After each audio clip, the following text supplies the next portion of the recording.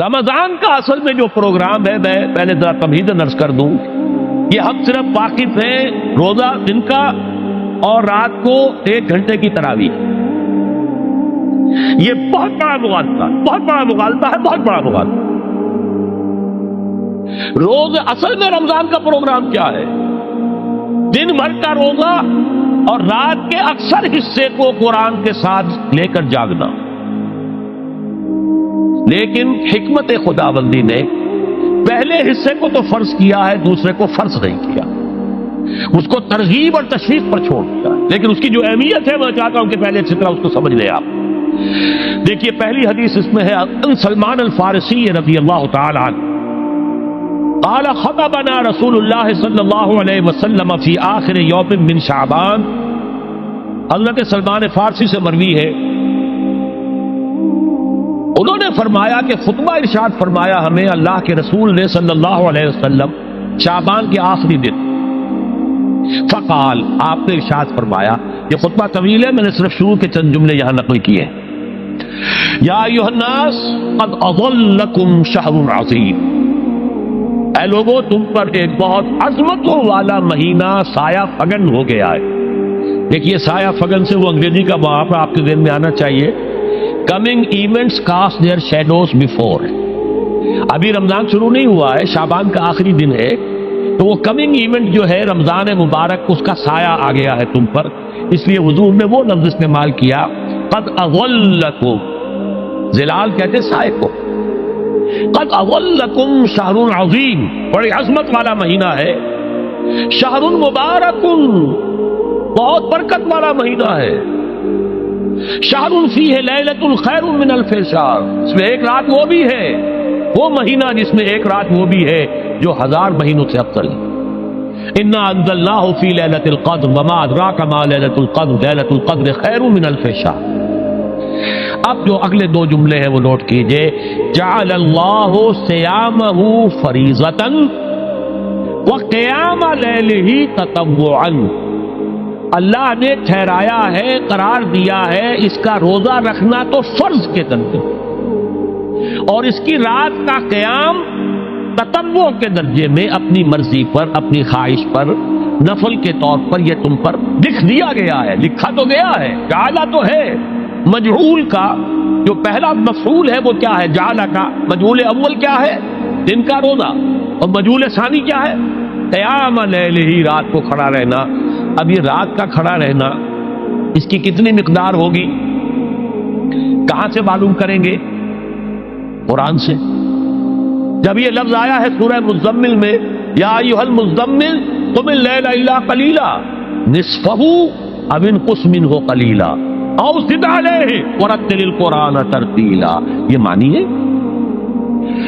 اے رہا کپل میں لپٹ کر لیٹنے والے، کھڑے رہا کرو رات کو سوائے اس کے تھوڑے سے حصے کے، یعنی آدھی رات یا اس میں تھوڑا سا کم کر لو، جسے پھر کہا مفسرین نے 1/3 رات کم سے کم، اور زد علیہ، یا آدھی پر بھی کچھ زیادہ کرو، یہ 2/3 رات ہو گئے۔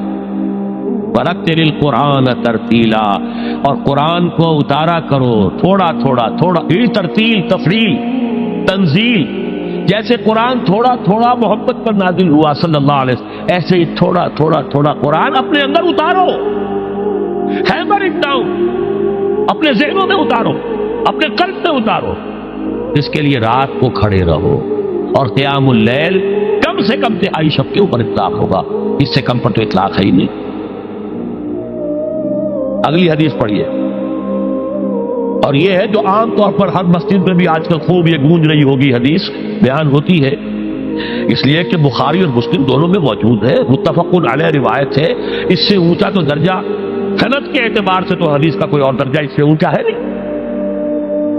عن ابی ہریرہ رضی اللہ عنہ قال قال رسول اللہ صلی اللہ علیہ وسلم، حضرت ابو ہریرہ سے روایت ہے، آپ نے فرمایا کہ ہاں حضور نے ارشاد فرمایا، من صام رمضان ایمانا و احتسابا غفر له ما تقدم من ذنبه، جس نے روزہ رکھا رمضان مبارک کے دوران اللہ پر یقین رکھتے ہوئے اور اس سے اجر و ثواب کے حاصل ہونے کی امید میں، اس کے تمام پچھلے گناہ معاف ہو جاتے ہیں۔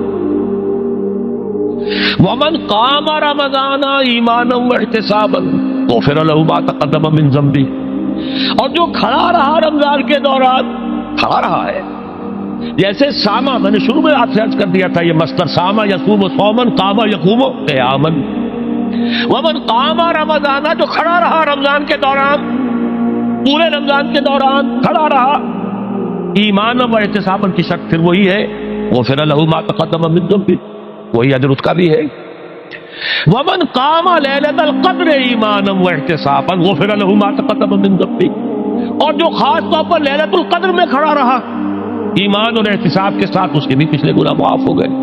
اب یہ قامہ اور سامہ جیسے آ رہا ہے ایک دوسرے کے ساتھ پیرلل ہو کر، اس کو نوٹ کر، من سامہ رمضان من قام رمضان، کیا یہ 1 گھنٹے کی تراویح جو ہے اس پر پوری اترتی ہے؟ نسبت خاک رابع عالم پاک کوئی اس میں ریشو پروپورشن جڑتی نہیں۔ اگلی حدیث بھی پڑھ لیجئے، یہ وہی آگے عبداللہ ابن عمرو بن العاص رضی اللہ تعالی عنہما، جن کے بارے میں میں نے عرض کیا تھا بہت ہی زاہد منش، بڑے عابد، ہر روز روزہ اور پوری رات نماز پڑھتے تھے، وہ راوی ہیں اس کے۔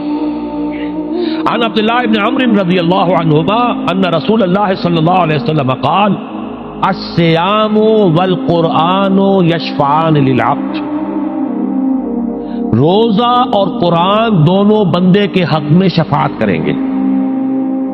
یقول الصیام، روزہ یہ کہے گا اے رب، اے پروردگار، انی منعتہ الطعام والشہوات بالنہار، میں نے تیرے اس بندے کو روکے رکھا کھانے پینے سے اور شہوت سے دن کے وقت، فشفعنی فی، میری وجہ سے روکا رہا، یہ کھانے کو اچھے سے اچھے جو ہے وہ موجود تھے کھانے، اور پینے کے لیے اعلیٰ سے اعلیٰ مشروب تھے، یہ رکا رہا میری وجہ سے کہ روزہ رکھا ہوا تھا، اور جیسا میں نے کہا منکوحہ بیوی موجود تھی لیکن رکا رہا، تھامے رکھا اس نے اپنے آپ کو میری وجہ سے، تو میری شفاعت اس کے حق میں قبول کر۔